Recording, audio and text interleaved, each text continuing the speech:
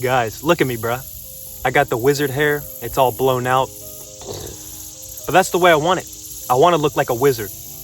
Because when you look like a wizard, say for example, you're just at a mall or something, or you're out in public, and you see somebody with a blown out haircut. Usually it's black people, and I'm not going to say black, I'm going to say melanated beings. But that hair, bruh, like that's power. That's like exploding antennas that are just receiving info all day. Yeah, I'm rocking with this wizard cut, this wizard flow. I'm rocking with it. I love it. And keep it coming. But yeah, what's happening on the planet? A flowering of human consciousness, a growth in human consciousness, or consciousness in general. You see, everybody thinks that they're just matter. Their attention is on matter. They have condensed their senses to the 5 external ones. They think that they are a human with other humans on planet Earth. And I know I've said that before, but seriously, that is 90% of the population. They're unaware of consciousness, of energy.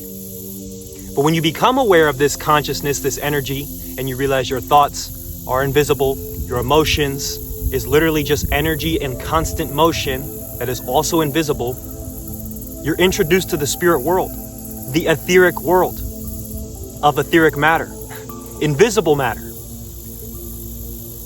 Now, once this revelation comes to you and you are kind of now involved in the spiritual realm or the spiritual niche or the community of spiritual beings, whatever you want to call it, from this point, you kind of have 2 decisions. You can either go back to your regular human life, or you take on this new avenue that has just been presented to you, spirituality. That's the problem though. You don't want to look at spirituality as something I have to do, something that called me to it, as if spirituality is an identity. Because when spirituality becomes your identity, it's no longer fun. You still have festering negative emotions in here. And I know I've mentioned this before, but when you have to like cut out things because you're forcing this identity on yourself, you're no longer living, you're trying to control reality still. And that's not what spirituality is. To embody spirit, you've embodied the formless. There's no resistance to what is. You're gonna have flaws. You're gonna have things you don't want to give up. Then don't give it up yet. When your frequency increases, if you can work on the spirit, on channeling energy within, you don't have to worry about controlling or fighting anymore. It just comes to you. Your frequency is different. The information you're receiving every single day is of a higher frequency. It's of thinner matter. Yes. Every thought you receive is not even, it's from the invisible. The ether, they like to call it. So whenever you're trying to force this identity on yourself, you have to remember the more negative emotions you put into it is what kind of creates that same outcome. That's why it feels like you're not going anywhere. It's like I'm stuck, the same person trying to make this spirituality thing work. That's not how it works. Think about how nature grows with ease. Think about how your body functions with ease. You don't even control any of it. It just functions on its own. That is the nature of creation. That is the nature of the infinite. You don't even have to try. That's the funny thing. Everybody thinks that in this physical world, or what they think is a physical world, they got to go get a job. And from their job, they can find their sense of security, make their money, right? Do all the adult reality things. The thing is, though, again, emotions literally mean everything. It is your energy in motion. So if you are festering with negative emotions in your work, you're going to feel that. You are going to, what's the word I'm looking for? You are literally creating a negative future. That's the way it is, bruh. Think about it. It's the same thing like when you're angry or you're frustrated. You're in this frequency of anger. And what comes with the frequency of anger? More anger. The same thoughts aligning with that emotion. Your heart is living in the past or living with negativity as a known. So it is bringing that into the future so you can experience the same things that you already know. But back to my point, when people are festering negativity in their work, at their job, That is not how life is supposed to function. Again, nature moves effortlessly. So should you. You have to realize the energy in here is energy. This is energy to create.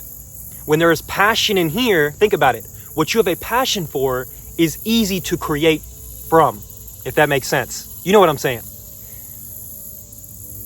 So when you find this passion, you find this energy that comes from here, this is abundant in its nature. It never stops. It never stops.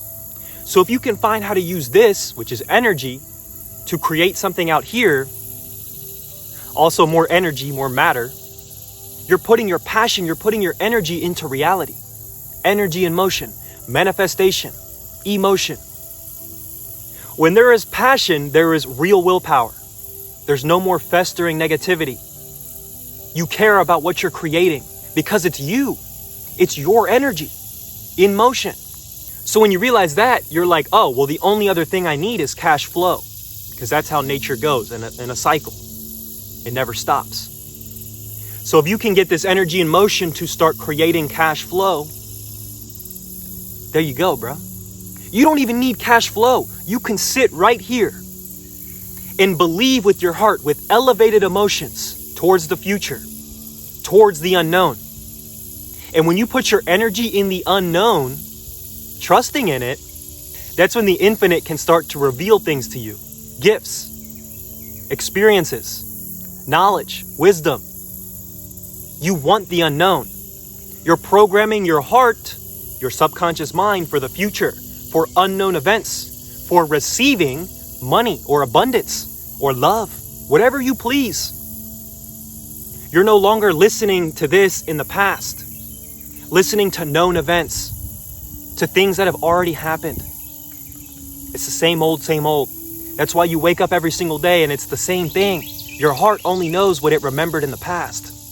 You have to literally program your heart for the future, for the infinite, for the present. But yeah, let me take you through one of my favorite meditations. This is really just a collection of meditations I've kind of learned from the past, right? So the first thing I do is channel breath, spirit, energy. That is what this is. You never think, but you still breathe. Channel that from the bottom and fill up your entire frame, your entire silhouette with energy, all the way up to the brain. You're trying to stimulate brain waves. You're trying to contract your abdomen, so you're pushing spinal fluid to your brain. Now, once you do this, you're going to get in more of a trance state, there's a lot of energy in the mind, a lot of stillness, but energy, consciousness in the mind. Now, once I have it in the mind, on the exhale, I bring it all the way back down. Again, that is energy, that is spirit, that is going into your abdomen, healing you, stilling your mind and healing you. So after I do several of those repetitions, the mind is very still.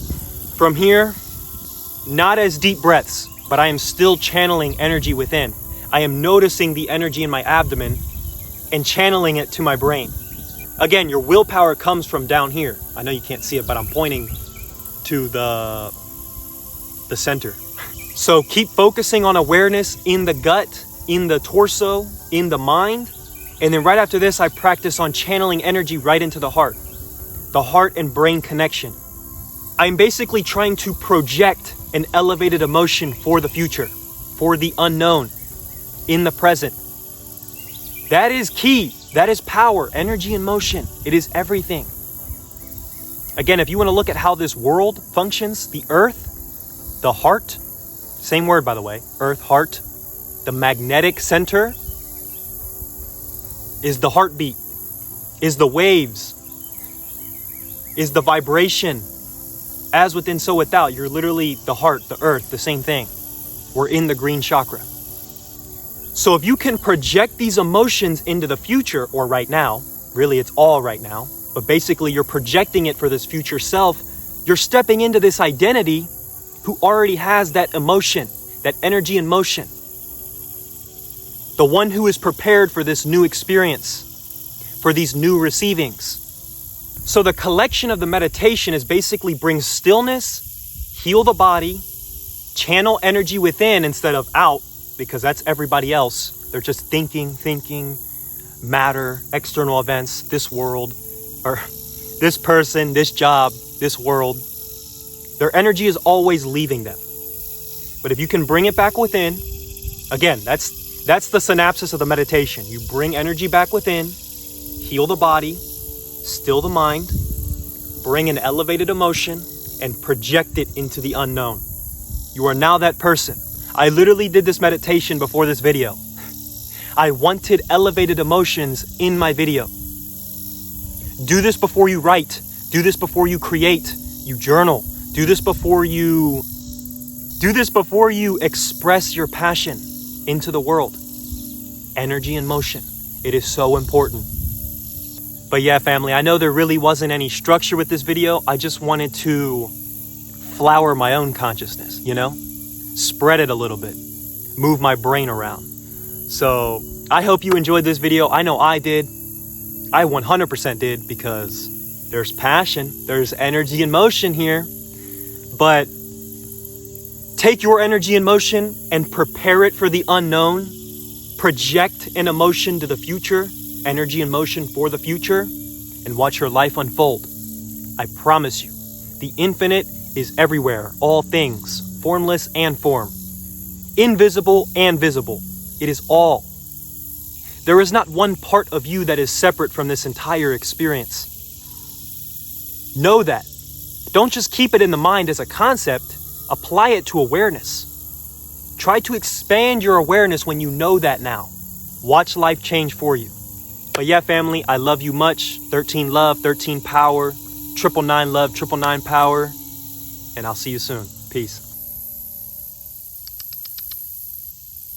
Come here, buddy.